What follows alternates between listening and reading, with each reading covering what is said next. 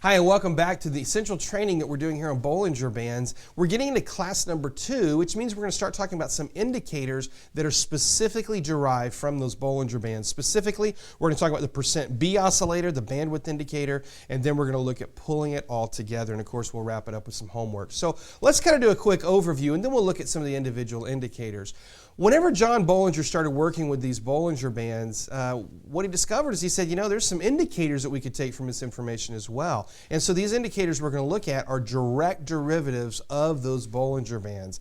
If you compare that with, say, a traditional indicator like what we learned about in the foundations of stocks and options, you remember most of those indicators are going to take their data from the direct price information of the stock. That's what the Bollinger Bands do, but these indicators are specifically taking their information from the data presented in the Bollinger Bands.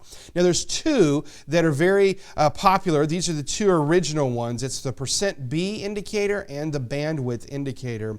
There's an additional suite of indicators that John Bollinger has created. They're not overly widely available. If you go to your generic charting software, you're probably not going to find some of his more advanced indicators that he's developed. And some of them are very niche. They look at some very specific components of a derivative of the Bollinger Bands. But these particular ones, the percent B and the bandwidth, you're going to find in most of your modern charting software. They're easy to use and they give some very good insights. And so let's start looking at these indicators.